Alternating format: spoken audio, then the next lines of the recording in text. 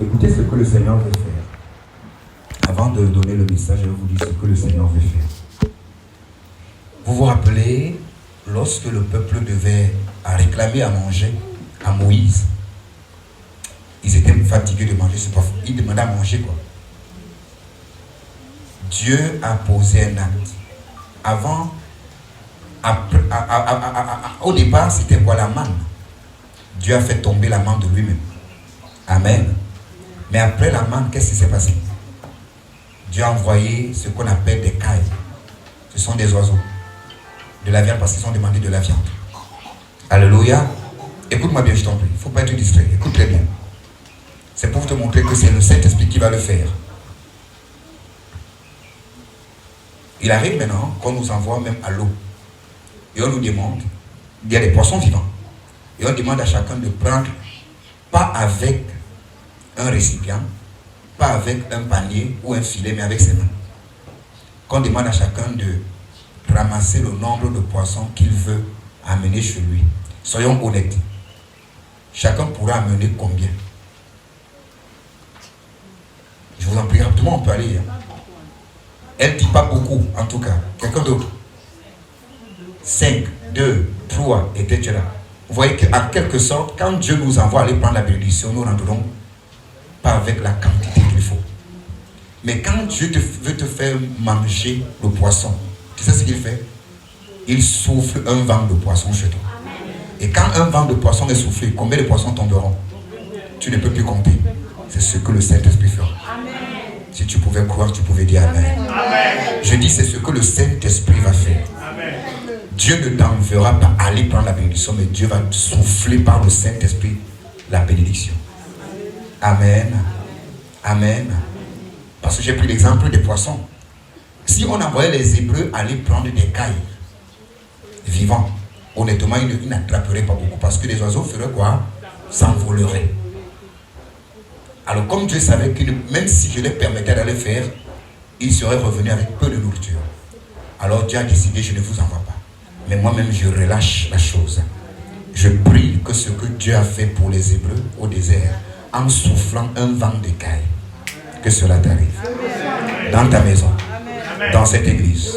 Je dis que cela soit au nom de Jésus. Je dis que cela soit au nom de Jésus. Amen. J'aime quand le Seigneur parle ainsi. J'aime quand le Seigneur confirme sa parole. J'aime quand le Saint-Esprit gère les choses. Nous avons un enseignement très long pendant un temps que nous allons prendre. Pas seulement pour écouter, mais pour pratiquer. Pour pratiquer. Il y a des actes que je ne pose pas facilement, mais je me suis repenti devant Dieu et je lui ai dit, tu me diras et je ferai. Aide-moi et pousse-moi à faire. Parce que vous savez, parfois, on a trop vu des, excusez-moi de dire ça ainsi, ce qu'on appelle des faux prophètes, commettre certains actes, au point où nous pensons que ce sont des actes démoniaques, mais pourtant ils ne sont pas démoniaques. Ce sont des actes bibliques, des actes que Dieu approuve. Mais ce qui les rend mauvais, c'est que ils utilisent des choses de Dieu pour nuire au peuple, mais pour s'enrichir. Vous voyez un peu? C'est ça qui amène parfois les gens pensent que ce sont des actes méchants. Par exemple, la prospérité, elle est biblique. Dieu voudrait qu'on soit prospère. Dieu veut que ses enfants soient prospères.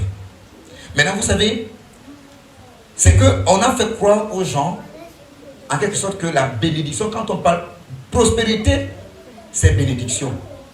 C'est deux mots qui disent la même chose. Est-ce qu'on se comprend? Quelqu'un qui est prospère, on dit qu'il est comment? Amen. Quelqu'un qui est béni à une dimension, on dit que quoi? Il est prospère. Mais c'est quoi? C'est que on a fait croire aux gens, ou on nous a fait croire que quand on parle de bénédiction, bénédiction veut dire c'est Dieu qui veut ou il ne veut pas. Donc, prie comme tu veux, c'est Dieu qui va décider s'il te bénit ou s'il ne te bénit pas. Mais on fait croire que prospérité, c'est toi qui fais des efforts pour être prospère. Et pourtant, bénédiction, c'est prospérité. Prospérité, c'est bénédiction. Dieu souhaite que tu sois prospère. Dieu souhaite que tu sois béni. C'est pourquoi il t'a amené dans sa maison et dans sa famille. Alléluia. En vérité, la parole que Dieu a donnée à Adam et Ève, quand il dit tu mangeras à la sueur de ton front et tu enfanteras par des douleurs, c'était une malédiction parce qu'ils étaient dans le péché. Mais Christ Jésus est venu pour que la première option de Dieu s'accomplisse. Ça veut dire quoi? Ça veut dire qu'en réalité, en Christ, on est dessous. La sueur ne doit plus sortir de mon front pour que je mange. Alors quelqu'un n'a pas compris. Jésus est venu pour que la parole prononcée sur Adam et Ève de malédiction. Moi, j'ai vu des femmes enfanter sans douleur. Parce que dans le plan de Dieu premier, il ne devait pas avoir douleur d'enfantement. Douleur d'enfantement est venue à partir du péché. Tu as compris ça? Adam et Ève, quand ils voulaient manger, ils ne réfléchissaient pas. Tout était autour d'eux. Il dit non, là, ce sont des carottes. Carottes sortaient là. Là, il me faut des pommes. La pomme sortait. Je dois manger patate. Patate sortait. Je dois manger ceci. Banane là. Tout ça sortait. Mais quand le péché est arrivé, il y a un mur de Berlin spirituel qui s'est dressé pour fermer Éden. Pour que l'homme aille souffrir pour manger. Jésus n'est pas venu pour que la souffrance continue. Jésus est venu pour que le plan, l'option A, la pensée première de Dieu soit. Alléluia. Quand je fais souvent le bilan mensuel ou annuel de mes dépenses, je trouve que je dépense plus que ce que je n'obtiens. Le plus qui est là que ce que j'obtiens par an me vient d'où? En réalité, Dieu voulait que je sois en Christ pour qu'il accomplisse sa volonté. Amen. Are you getting me? On est ensemble là? Amen. Ah oui. Parfois, nous bloquons nous-mêmes nos portes afin que, écoutez, que Dieu vous délivre de la mauvaise mentalité. Que au nom de Jésus-Christ, que Dieu, par le Seigneur, vous délivre de la mauvaise mentalité. Amen. Vous êtes malheureux parce que vous avez... Tant que votre mentalité n'a pas changé, vous ne verrez pas la gloire de Dieu. Amen. Vous ne verrez pas la gloire de Dieu. Je suis la distance. À l'époque, j'étais en ville, très proche de la ville, ce qui fait que les gens pouvaient venir de tous les coins pour me retrouver facilement et pouvoir me faire un geste, par exemple. Amen. Amen. Mais actuellement, je suis très loin. Pour arriver chez moi, il faut jeûner. Parce qu'il faut même savoir, est-ce qu'il sera même là? Est-ce qu'il est même là? Soyons honnêtes. Amen. Je n'avais pas ni un compte OM, ni un compte Momo. Et les gens ont appris que Serge, ça ne va pas, le pasteur Serge, maman, ça ne va pas, etc. Il y a ceux qui sont à Bonabéry, à Boudjongo, à Beaumono, bref, de part et d'autre. Comment, jusqu'à arriver là-bas, quand ils calculent le transport, ils voient qu'ils vont dépenser près de 2000 à 2500 francs pour venir me voir. Moi, j'avais fermé mon esprit que moi, les trucs là, tous des banques là, au nom de Jésus, pardon, partez avec le diable. Quand j'ai fermé la porte que partez avec le diable, est-ce que les actions pouvaient se faire? Est-ce que les volontés, il n'y en a pas? Mais est-ce que je peux vivre de ces volontés? Est-ce que ce sont ces gens le problème? Est-ce que c'est Dieu le problème? C'est moi-même qui suis la mentalité, le raisonnement que le Saint-Esprit te délivre. Amen. Quand Dieu te dit donne, Dieu sait pourquoi il te dit de donner. Ne raisonne pas que vraiment c'est les 2000 francs, c'est ça que j'ai réfléchi qu'on va faire si c'était non frère. Quand ça vient de l'esprit, ne raisonne pas, agis. Je dis quoi? Agis. Je répète comment? Agis. Quand tu fais, tu ne sais pas ce qui va se passer. Mais le raisonnement nous ferme beaucoup de portes.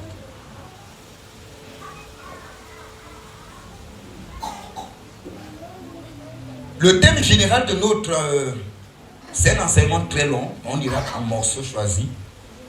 Qu'est-ce qui opère légalement dans ta vie? Quand on dit légalement, ça veut dire quoi? Que ça a reçu la procuration. Non, moi je veux plutôt utiliser procuration. Qu'est-ce que tu as donné la procuration d'opérer, de s'exprimer dans ta vie, Vous savez, quand vous avez par exemple un compte bancaire, ça peut être le compte de la femme ou le compte de l'homme. Alors, il peut arriver que je sois dans un souci physique et que je ne puisse pas toucher à ma banque. Comment je vais faire? Il faut une procuration pour que mon mari ou ma femme puisse toucher si je ne suis pas là. C'est ça la procuration. Je ne suis plus là, je voyage, je ne suis plus au pays pour beaucoup d'années, je fais la procuration à. Amen. À qui as-tu donné la procuration de ta vie? Que c'est toi qui décides et qui gère ma vie. Nous le faisons dans l'inconscience. On ne sait pas si c'est ici ou c'est à la radio. J'ai parlé dernièrement ici sur savoir identifier le problème, savoir identifier le démon. Pour chasser un démon, il faut l'identifier. Et quand il est identifié, il sait qu'il est démantelé. Et en ce moment, quand tu exerces l'autorité sur lui en l'identifiant, il fait comment? Il peut aller. Mais quand il n'est pas identifié, en quelque sorte, j'ai dit tout souvent dit, si quelqu'un est là dehors, il commence à se faire, oh, toi là c'est qui? Tous ceux qui sont proches de la porte vont faire comment? Ils vont regarder. Mais personne ne va bouger. Parce que la personne n'a pas désigné, n'a pas mentionné le nom d'une personne. C'est pourquoi parfois, les démons en nous, les problèmes en nous, là, dans nos maisons, là, ne partent pas parce qu'en quelque sorte, ils n'ont pas été désignés. Ils peuvent être là 12 ou 4. Bon, même ils ne sont même pas 12. Ils dépassent 12 souvent. Ils ne sont pas comme les apôtres. Eux, ils dépassent parce que les démons n'aiment pas le nombre père, le nombre de Dieu là. Et ils font toujours dépassement. Dépassement. Ils ont toujours, on entend légion. C'est-à-dire quand ils viennent, ils profitent. Alors tu as, je ne veux pas dire les gens, hein. Tu as peut-être tes 9 petits frères démons, quoi. Ils sont là. Ou alors tes 7 petits frères démons. Tu vas me dire que tu n'es pas possédé. Mais qu'est-ce qui me prouvera que ton comportement est lié à un esprit? Ou alors qu'est-ce qui prouve que tu es animé par un esprit? C'est ton comportement. Alléluia. Amen. Ton comportement reflète l'esprit qui t'anime. L'esprit qui t'anime. Alléluia. Judas a été possédé par un démon ou par Satan. Pierre également. Jésus n'a pas traité Pierre, mais il a traité quoi? L'esprit qui l'anime. Parce que le comportement que Pierre manifeste n'est pas un comportement humain, il y a quelque chose dedans. Bien m'écoutez, hein? On n'a pas toujours besoin d'une prophétie, d'une révélation. On n'a pas toujours besoin que quelqu'un nous dise que vraiment est tout, non. C'est pourquoi la Bible dit examinez-vous vous-même. À un certain moment, quand toi-même tu t'examines, tu vois ton comportement, il ne s'y est plus. Comme Galates 5 le dit, les choses semblables. Il y a le fruit de l'esprit. Maintenant, il y a aussi des œuvres de la chair. Nous sommes tous conscients quand nous sommes déjà animés par la chair. On n'attend pas la prophétie. Ma fille. C'est déjà la chair, non. Même si tu fais ça, tu as dit, je sais ça avant toi. Quelqu'un a compris ça? Parce qu'à quelque chose, nous-mêmes, nous savons quand nous sommes déjà ivres, quoi. Est-ce qu'on dit à un ivrogne que tu es ivre? Même comme les ivrognes acceptent qu'il qui sont ivres. C'est même quand ils sont ivres qu'ils disent que la Bible n'a pas interdit qu'il faut boire. Mais Asman dit qu'il ne faut pas saouler, mais il est saoul. Donc lui ne connaît pas qu'il ne faut pas saouler. Mais c'est lui qui dandine, quoi. Et il s'accroche sur un voisin pour ne pas tomber. Alléluia. Non, on n'a pas besoin de dire à quelqu'un tu es. Toi-même tu sais. Comment détecter que nous sommes sous l'influence d'un esprit, d'une autre force? Parce qu'il faut savoir une chose, que Dieu dans sa souveraineté veut nous utiliser. Voudrait que nous soyons ses instruments. Et en vérité, quand nous-mêmes sommes en train de servir Dieu, nous-mêmes nous le savons. Vrai ou faux? Je dis bien oui. J'ai effectué un voyage urgent, on m'a brusqué comme ça, je suis allé. Et quand j'arrive, c'est notre frère, le pasteur Landry, qui est venu au Cameroun depuis quelques jours. Et ils étaient pour un programme. Il est venu pour un programme au Cameroun, à Yaoundé. Alors j'arrive, comme pasteur était tiré et tout. J'étais assis comme tous les pasteurs. Et pendant que j'y étais assis, j'ai remarqué un gros problème avec la sonorisation et avec les vidéos. Je me suis levé sans qu'on me demande. Je suis allé régler les appareils pour qu'il y ait au moins un son. Parce que les appareils aussi dérangeaient, mais qu'il y ait un son. Ce qui fait que les jours où j'ai passé là-bas, on m'appelle pasteur. Mais j'étais pasteur technicien. Ça les a surpris. Ils étaient dépassés. D'après ce que le pasteur leur a dit que je suis, ils se demandent, et je vais faire des choses comme ça. Attends, est-ce que être pasteur, c'est qu'il faut s'asseoir? Non. Être au service. J'ai été content parce que j'ai été utile à ce programme. Je dis j'ai été content parce que j'ai été utile, pas par une prédication. Pas par une... On m'a même demandé à une consécration hier, ordination. J'ai dit non. S'il faut que nous laissons tous ici pour être tous les sacerdotaux, ou c'est les sacerdotaux, si ça se coupe là, si le son s'arrête, si les piles finissent, qui va changer? J'ai remarqué que ce sont des enfants qui géraient ça. Il y a un peu les amusements des enfants. Je me suis donné à le faire. Nous sommes conscients quand c'est Dieu qui nous utilise. Nous sommes aussi conscients quand ce n'est plus Dieu. Alors je vais donc parler de quand toi-même tu es conscient que ça, ce n'est plus Dieu qui me... Non, finissez avec moi. Ce n'est plus Dieu qui me... Non, mais sois honnête. Hein. On va parler du côté où ce n'est plus Dieu qui m'utilise. C'est pourquoi le thème, le sous-thème d'aujourd'hui, c'est les démons veulent vous déshonorer. On déshonore qui? Quelqu'un qui était.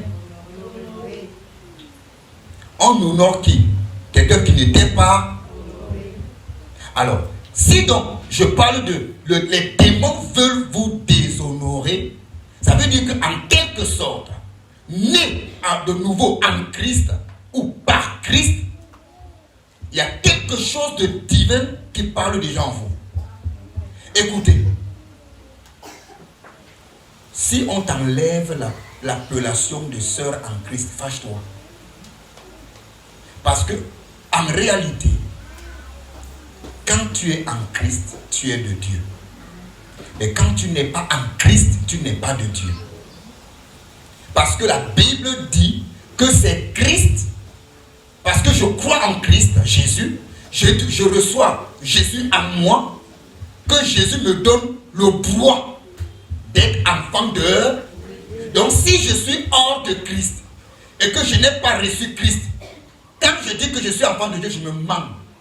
Parce que celui qui me donne la voie d'accès, ou, comment on appelle ça, la voie légale, ou la procuration d'être enfant de Dieu, c'est Jésus.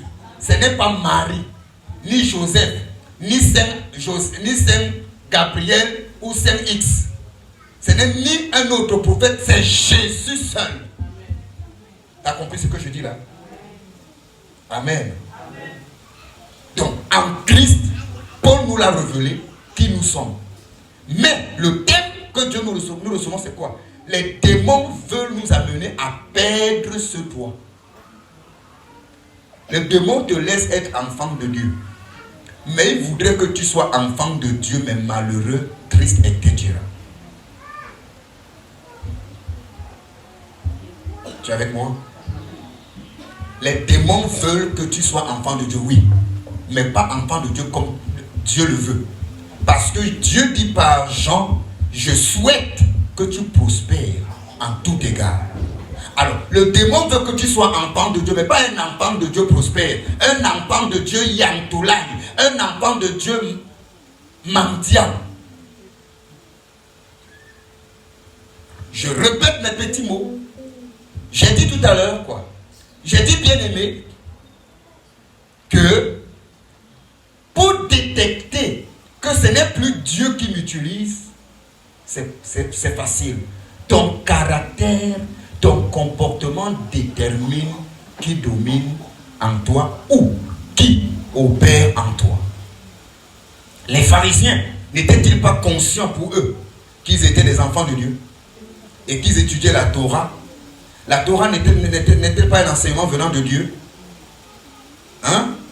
Mais qu'est-ce que Jésus dit aux pharisiens? Vous voulez accomplir l'œuvre de qui? Vous ne m'entendez pas là? Répondez-moi, je vous en prie. Quand les pharisiens ont décidé de tuer Jésus, Jésus a dit, c'est votre heure et l'heure de votre Père, parce que vous voulez accomplir quoi? L'œuvre de votre Père. Mais est-ce qu'il n'avait pas la Torah en main? Est-ce qu'il n'était pas revêtu avec des tenues du sacerdoce? Est-ce qu'il ne priait pas le Dieu de Moïse, Abraham, etc.? Est-ce que Jésus ne parlait pas d'Abraham, d'Isaac et de Jacob? Est-ce que Jésus ne parlait pas de ce que Moïse a fait? Mais ils disent qu'ils sont de Dieu. Mais en ce moment-là, ce n'est plus Dieu qui les animait. Ils ont décidé de tuer Jésus. Jésus les a révélés que c'est l'œuvre de votre Père. Ça veut dire que tu peux croire être en Christ, mais être influencé et animé par un autre esprit. Et non le Saint-Esprit. C'est de ça que nous parlons. Tu es avec moi là? Mais quand la Bible nous dit examinez-vous vous-même, quand la Bible nous dit veille sur ta langue, veille sur ses dits, garde quelque chose, quand la Bible nous dit en vérité, c'est parce que les premiers par le Saint-Esprit ont compris que la marche chrétienne, quand Jésus a dit quoi? C'est celui qui persévérera. Écoutez bien, hein?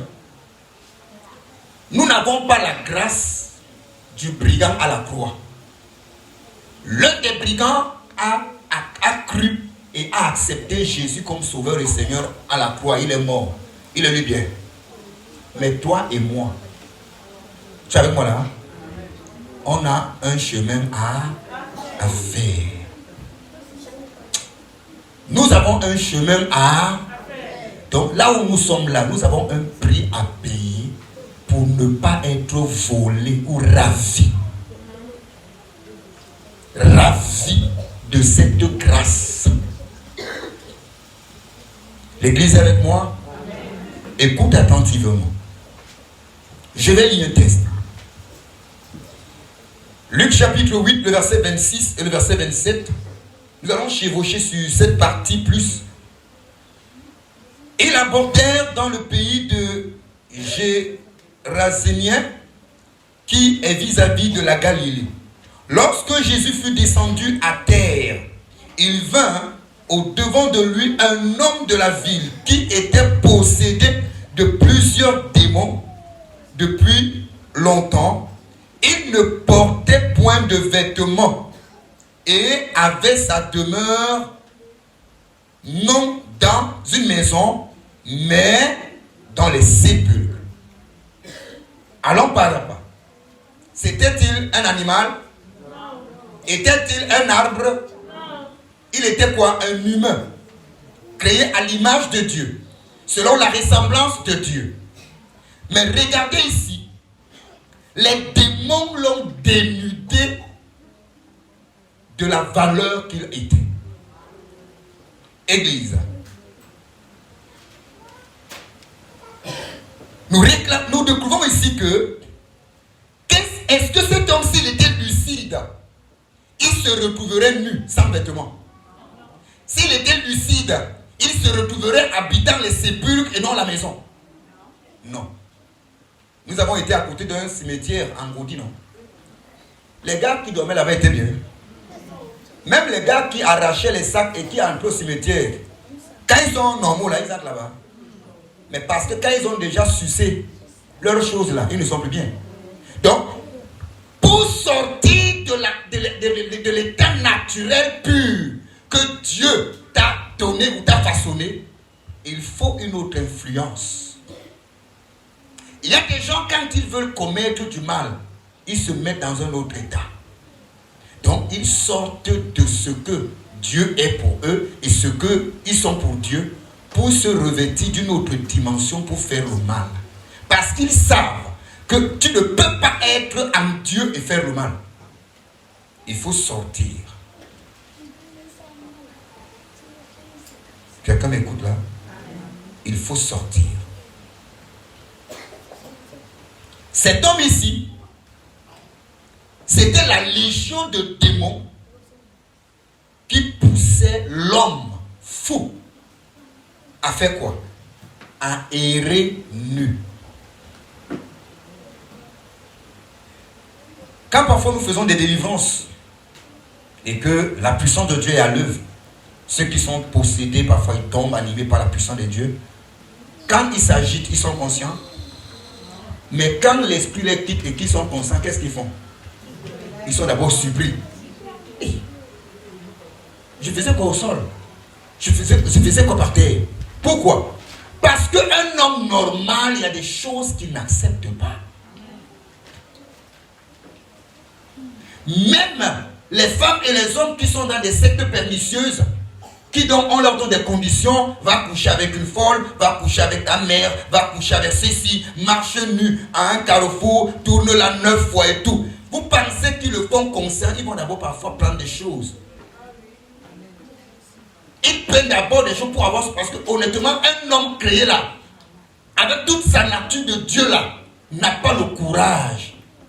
Combien de fois entre nous là les humains, entre vous les femmes, parfois, vous n'acceptez pas vous la même avec d'autres femmes. Même nous-mêmes les hommes là, on a du mal.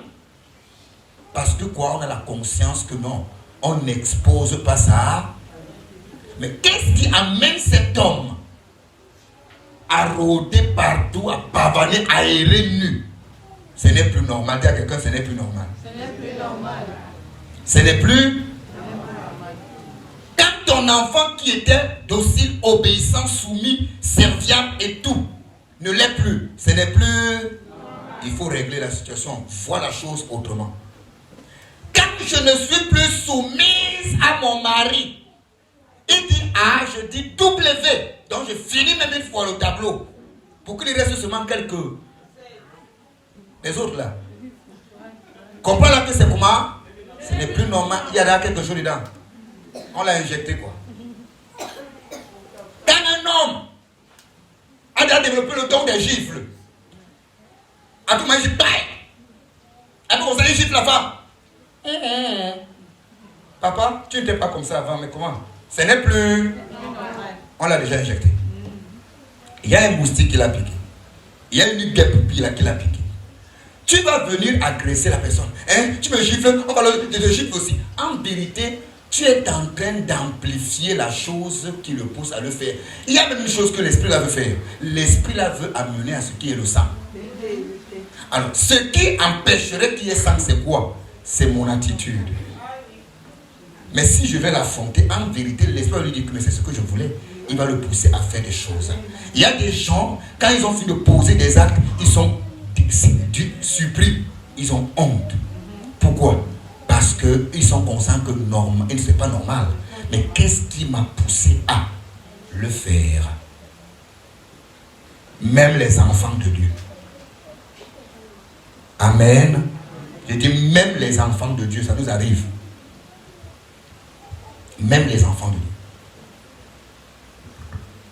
Bien aimé, il faut savoir que marcher nu en public est l'une des plus grandes formes de disgrâce,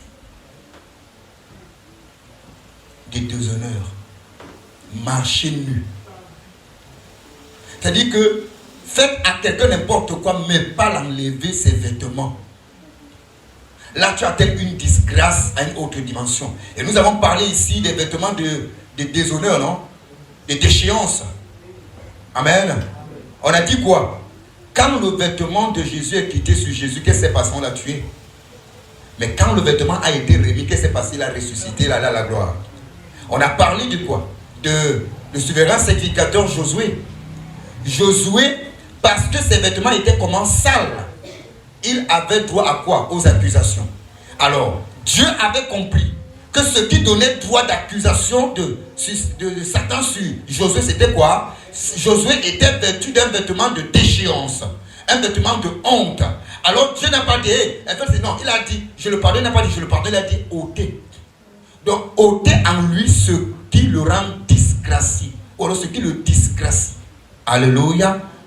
Est-ce que tu es avec moi?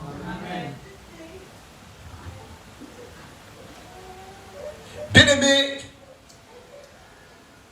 j'aimerais attirer l'attention de l'Église.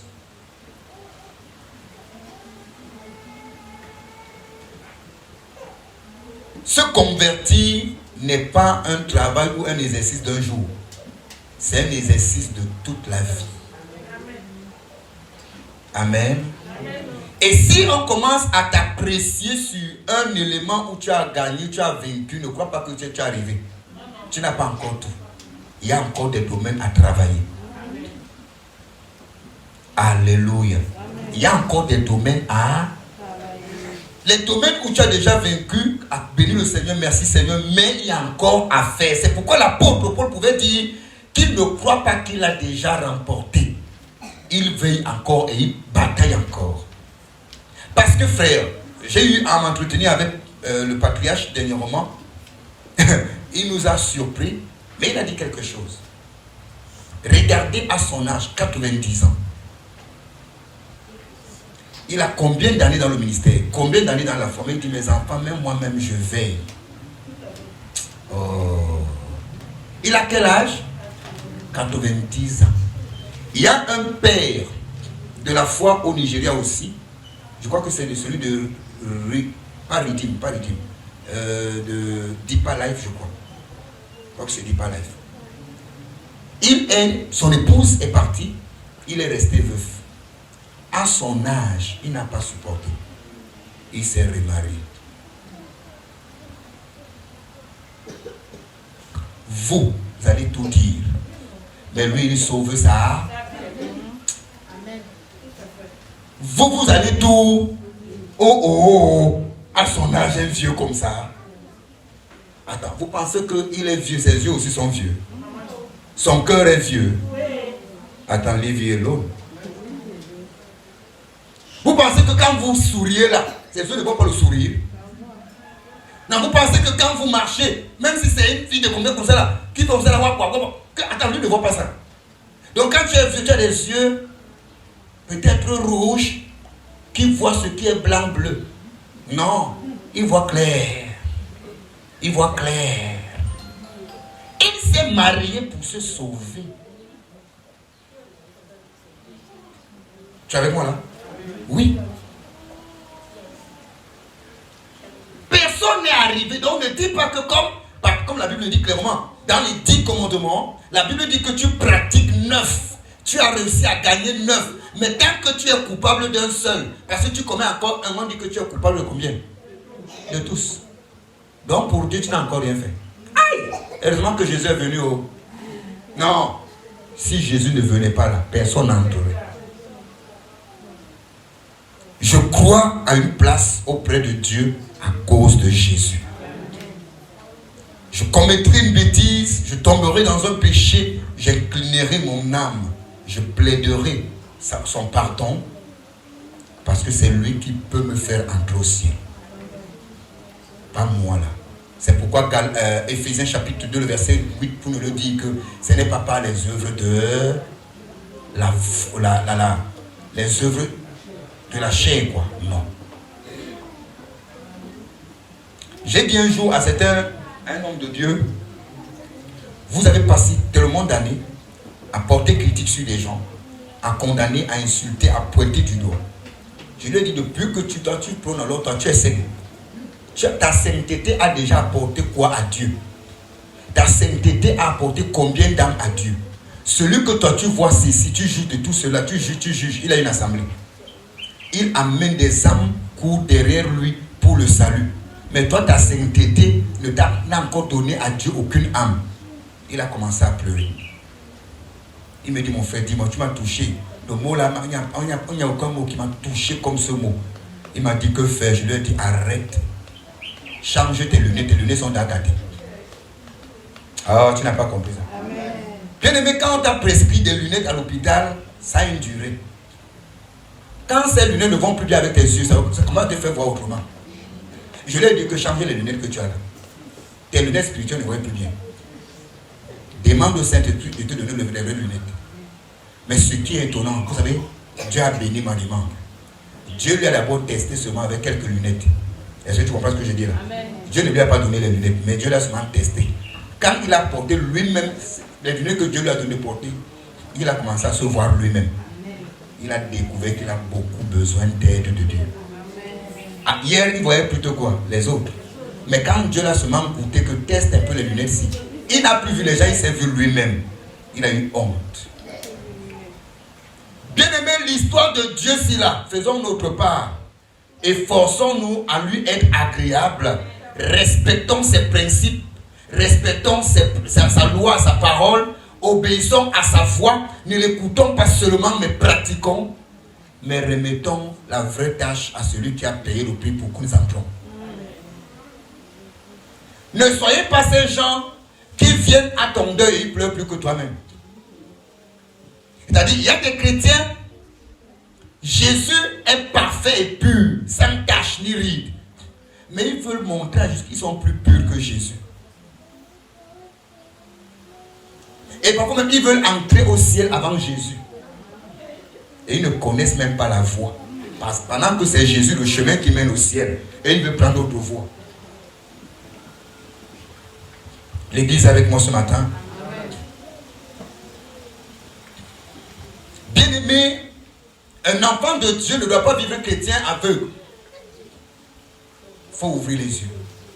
C'est pourquoi dans le psaume 119, je crois le verset, il y a un verset, il y a dans 2 versets dans le psaume 119, il dit, ouvre mes yeux. Ouvre mes yeux. C'est dans le verset entre 70 ensuite. Ouvre mes yeux. Pourquoi? Parce que frère, si tu as les yeux fermés, tu vas tomber dans le raisonnement. Et le diable va te gagner dans le raisonnement. Il faut savoir, pendant que tu chemines, tu marches, à un certain moment, arrête-toi, prie et demande à Dieu, Seigneur, je n'ignore pas que tu existes, mais je n'oublie pas aussi que le diable aussi existe. Quels sont les plans des démons ou de Satan contre moi? Contre mon foyer, contre mes enfants, contre ma maison. Il y a 2 types de plans démoniaques. Amen. Qu'est-ce que j'ai dit? Qu'est-ce que j'ai dit là? Il y a 2 types de plans démoniaques. On s'écoute là. Il y a les plans à court terme et les plans à long terme. Il y a des plans à court terme, mais il y a aussi des plans à long terme. Comment faire pour les détecter? C'est Dieu qui peut le faire. C'est pourquoi vous voyez depuis quelques mois aujourd'hui, je vous encourage à une vie de quoi? De prière. À une vie de quoi? D'intercession. Je vous dis une vérité. J'ai du mal, la sœur le sait, mon épouse le sait, et certains qui me connaissent. J'ai du mal à me fâcher et à garder une fâcherie contre quelqu'un. Vous savez pourquoi? Vous savez mon secret? C'est que chaque fois que je laisse mon esprit me souvenir d'une bonne chose que tu m'as faite, ça me brise. Quand je me souviens d'une seule bonne chose que tu m'as faite, honnêtement, je balaie toutes les autres blessures que tu m'as faites. La seule chose que j'adopte, c'est quoi? La prudence. Mais je ne te garde plus rancune, mais je me mets juste prudent. Tu es avec moi? Pense au moins à une bonne chose que même la mauvaise personne que tu regardes t'a faite. Tu verras qu'il n'est pas aussi si mauvais. Elle n'est pas si mauvaise, elle a aussi du bon. Tu es avec moi? Amen. Si on développe ce genre de façon de faire en vérité, nous comprendrons comment marcher les uns les autres. N'est-ce pas qu'on peut offenser quelqu'un même par inadvertance? Et même si c'est le cas que la personne m'a offensé volontairement, moi-même je ne le fais-il pas aux autres? Pourquoi je voudrais être pardonné, mais je ne suis pas prêt à pardonner à quelqu'un d'autre? Change tes lunettes. Dis à quelqu'un à côté de toi, tes lunettes ont des problèmes. Dis à quelqu'un, tes lunettes là ont des problèmes. Change tes lunettes. Tes lunettes te font voir les autres. Et tu ne te vois pas toi-même. Tu es avec moi là? Il est important, bien aimé, que chaque enfant de Dieu, que nous sommes, de serviteurs de Dieu à vous, il est important que vous sachiez cela. Que vous ayez la révélation du plan à long terme que le diable, que l'ennemi, que Satan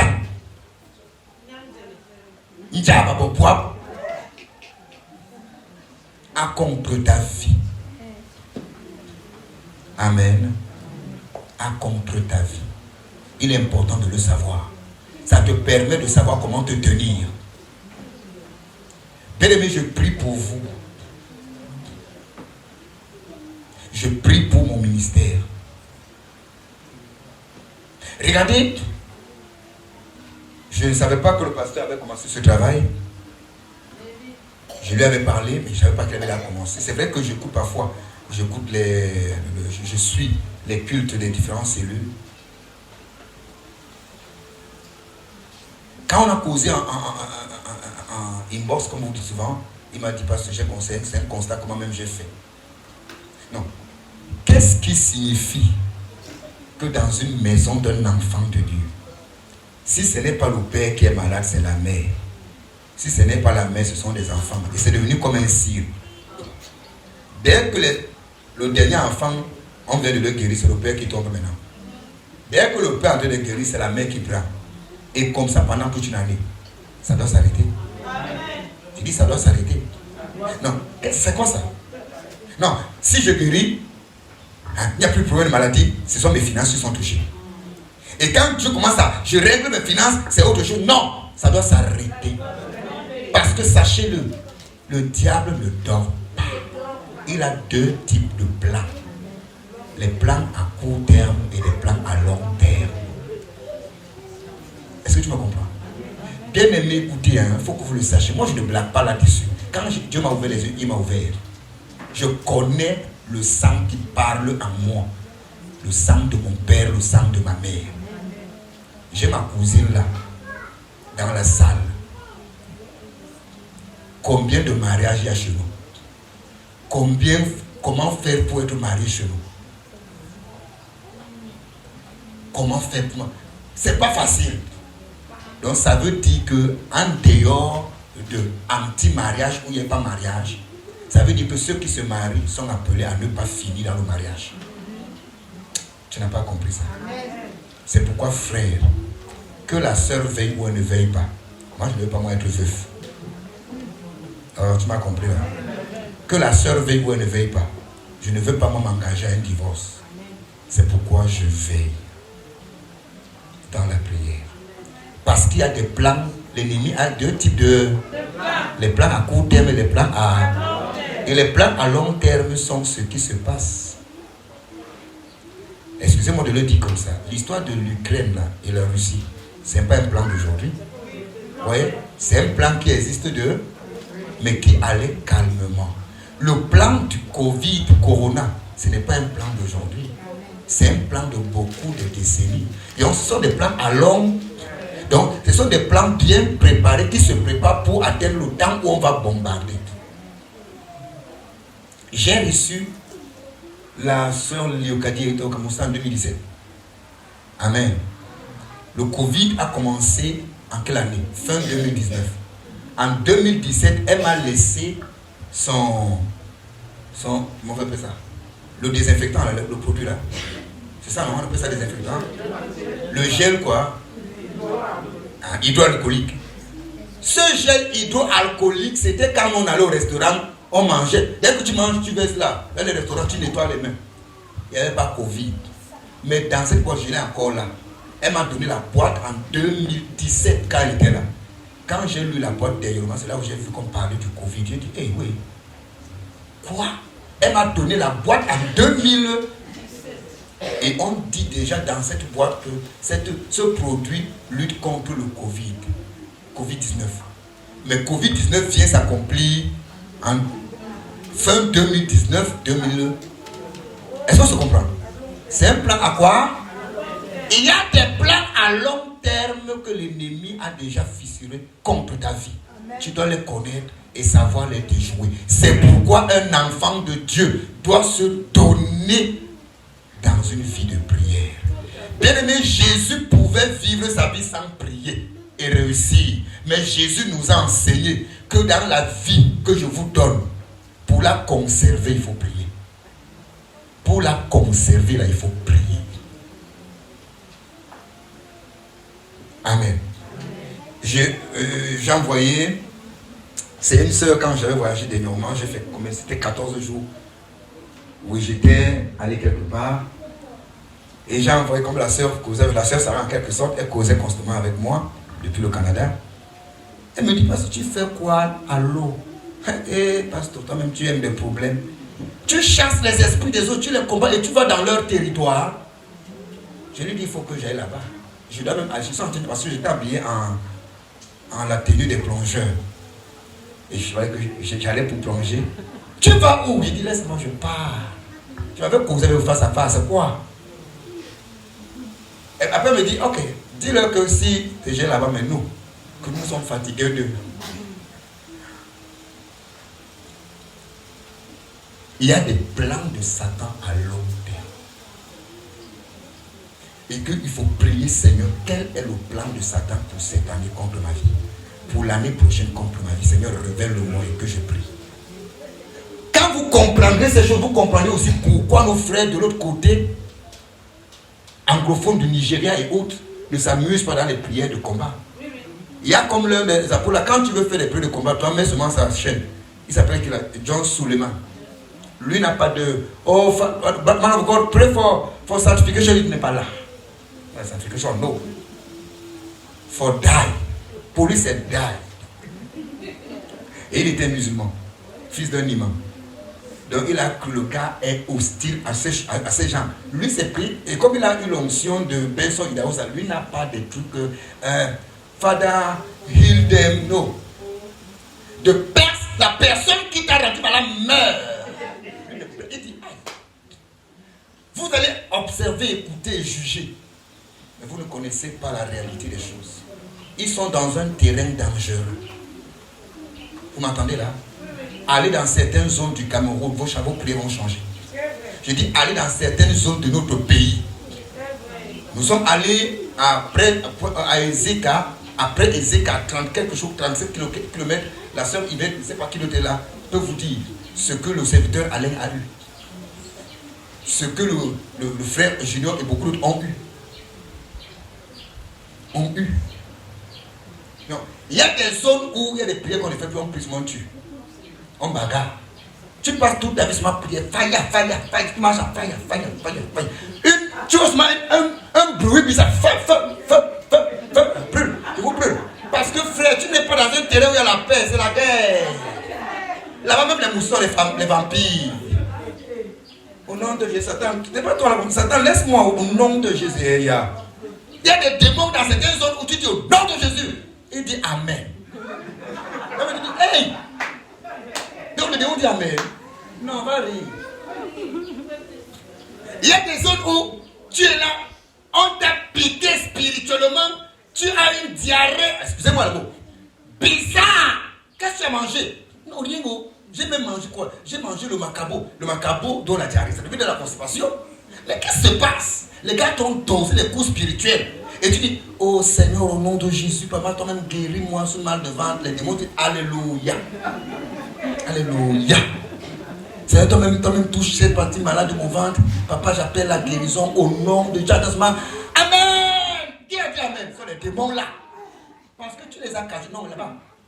Toi, ce démon qui a osé tourner le pépé soupe spirituel, je te bombarde. Non, vous riez, laissez. Vous comprendrez pourquoi. Pourquoi est-ce qu'aujourd'hui tu es élevé, après demain tu chutes? Pourquoi aujourd'hui tu es élevé et demain tu chutes? Amen. On a commencé à prier, je ne sais pas si ça se fait ailleurs, mais j'ai commencé un travail avec certaines personnes. Et depuis un certain temps, après que je suis rentré du voyage, je me suis demandé au Seigneur qu'il me révèle certaines choses. Et depuis un bout de temps, je prie beaucoup pour les choses que Satan a planifiées contre ma vie. Non, bien aimé, vous êtes bénis parce que Dieu l'a dit. Mais est-ce que vous vivez cette bénédiction? Non, il y a quelque chose qui ne va pas quelque part. Il y a quelque chose qui est planifié, que Dieu a dit, mais ça ne sera pas. Non, les Écritures nous le montrent. Il a fallu l'insistance dans la prière de qui? De Daniel, un jour, pour que les choses, les ossements soient matérialisés. Écoutez-moi. Le malade de... C'était combien? 38 ans? On dit que à la piscine de Bethesda, c'est ça, non? Quand l'ange descendait, le premier qui tombait recevait sa guérison. Oh, l'église n'est pas là. Vous pensez que depuis 38 ans, il n'a pas pu, même bouger comme ça là, être même à côté de l'eau, que ça bouge encore, il tombe. Il y a quelque chose qui a dit, tu resteras handicapé. Il y a quelque chose qui disait que toi là, tu vas rester malade à vie, tu vas mourir de la maladie. Il a fallu l'intervention de Jésus pour lui dire, ok, comme cette chose t'empêche de tomber dans l'eau pour être guéri, moi je viens l'humilier. Lève-toi et marche. Il faut que Jésus le fasse pour toi. Il y a des gens à qui Jésus va permettre que la prière te délivre. Il y a des gens à qui Jésus va permettre qu'une parole prophétique sorte pour te délivrer. Mais il y a aussi des personnes à qui Jésus va t'apparaître. Et je prie que le Christ ressuscité t'apparaisse. Je vais vous enseigner sur le Christ ressuscité. Vous savez, quand Jésus n'apparaissait pas avant la résurrection, mais quand il a ressuscité, il a commencé à faire quoi? Il a commencé à apparaître. Et les apparitions de Jésus ont changé les choses. Amen. Que le Christ ressuscité t'apparaisse. Qu'il apparaisse à cette situation de ta vie médiocre qui te dérange. Par son nom béni. Alléluia. Amen. Oui, frère. Mais qu'est-ce qui fait que tu commences bien et après ça, ça chute? Tu commences bien, mais après ça fait quoi? Ça chute. Pourquoi?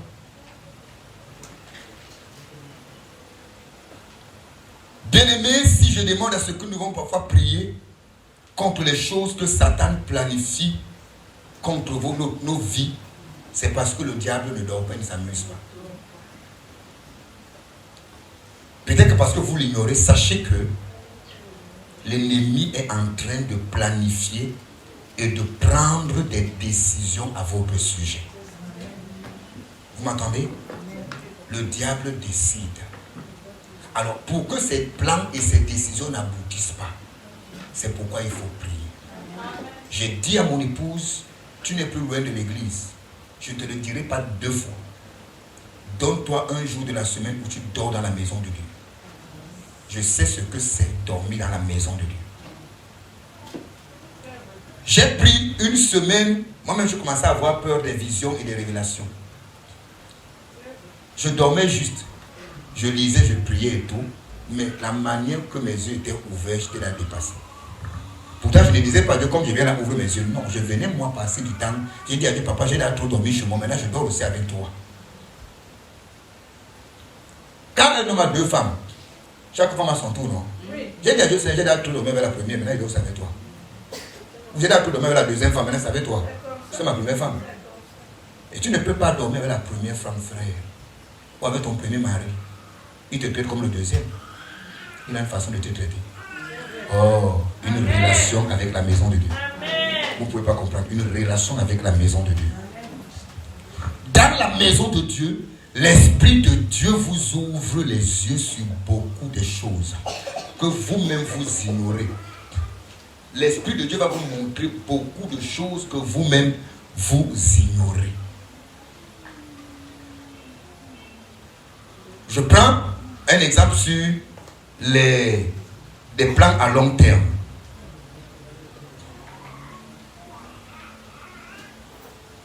Il y a des gens auparavant qui étaient financièrement bien.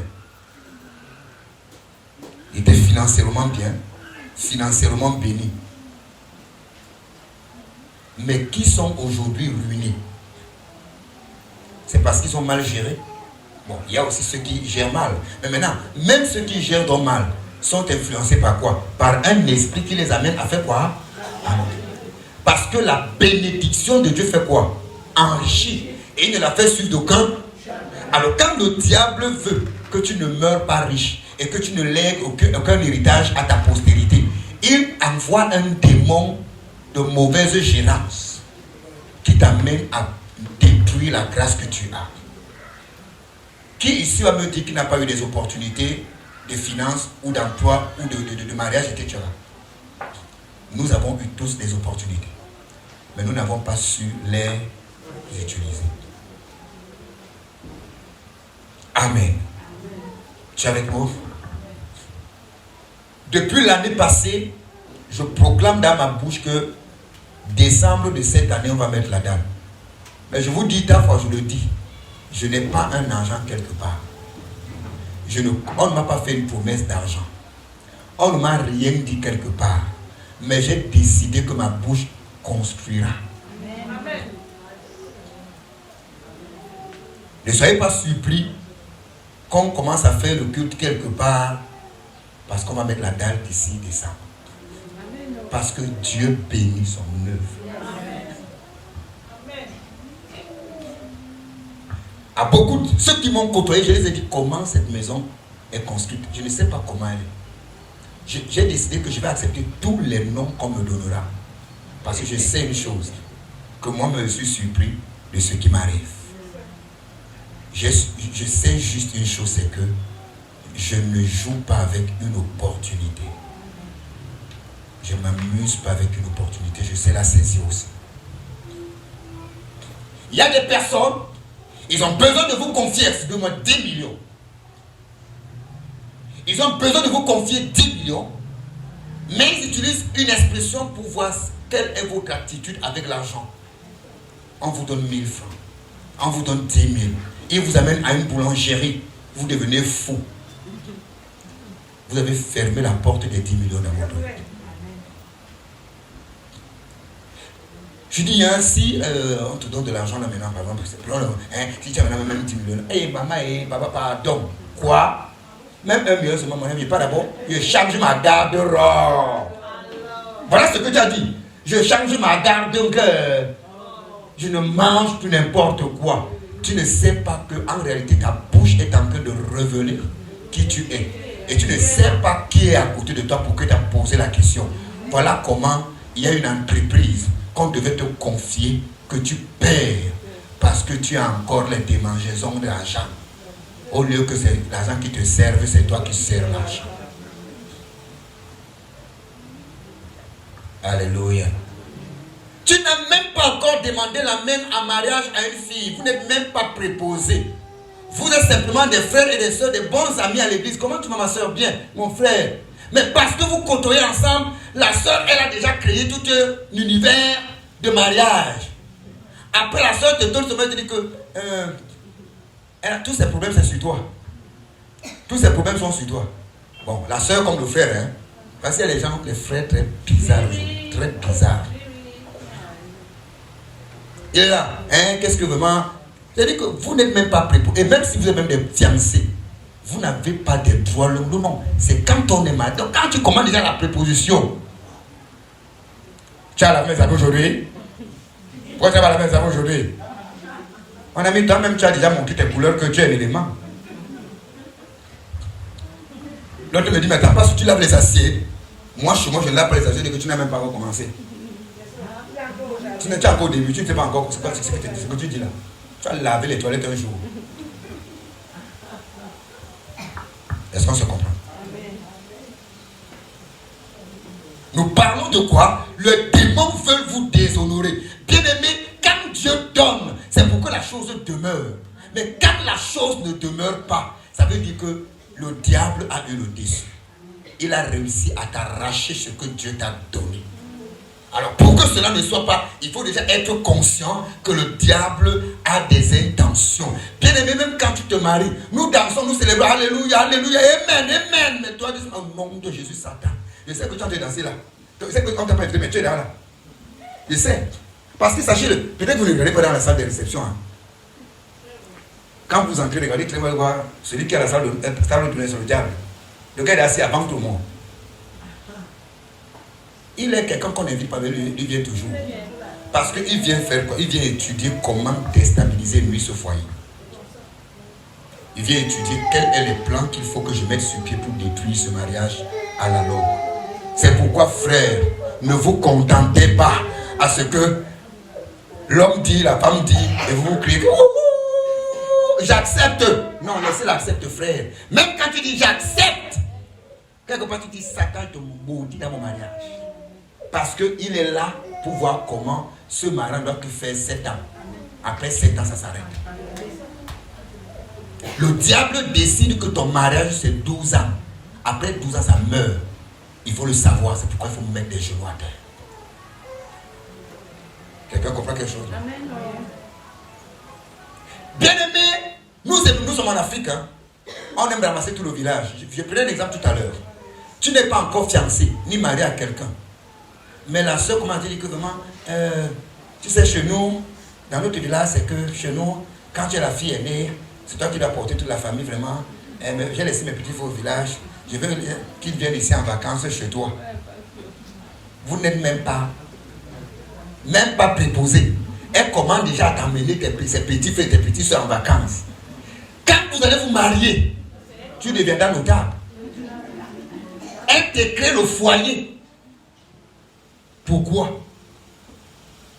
Non, frère, je ne dis pas qu'on ne reçoit pas la belle famille ou la famille chez nous, mais il faut savoir que la famille ou la belle famille peut être un pion de Satan. Ils peuvent être dans le plan de Satan à long terme pour détruire votre foyer. Amen. Bien-aimés, même si j'ai 12 enfants dehors, quand vous venez, je vous donne à chacun ces 2 mètres carrés. Construis là-bas. Construis là-bas. Construis là-bas. Ou je te construis avec une cuisine que tu prépares. On se dit bonjour. Because le gars là qui vient dehors là, la fille là qui vient dehors, même si c'est ton sang, qu'est-ce que sa mère lui a dit? Qu'est-ce que son père lui a dit là-bas dehors? Donc c'est la femme là que donc tu acceptes que ton père reste avec la femme là-bas, reste dehors comme ça, célibataire éternel. L'enfant vient déstabiliser ton foyer. Fire! Frère, si tu as un plan à long terme de mon mariage, tu habites en location. Tu ne viens même pas en vacances. Frère, sauvons nos têtes. Sauvons nos vies. Alléluia. Oui. N'avez-vous pas connu des personnes qui progressaient, réussissaient dans leurs affaires, mais qui aujourd'hui ont chuté? Vous-même, n'êtes-vous pas conscient de ce que vous vivez dans vos affaires aussi? Pourquoi? Parce que bien-aimé, parce que c'est Dieu qui t'a donné, tu croises les bras. Ne soyez pas des Èves pour vos maris. Et ne soyez pas aussi des Adam pour vos femmes. Ève prie pour Adam. Adam prie pour Ève. Because si le diable ne peut pas toucher directement Adam, il va séduire Ève. Tu es avec moi là? Amen. Il va séduire Ève. Et si ce n'est pas Ève séduite, on va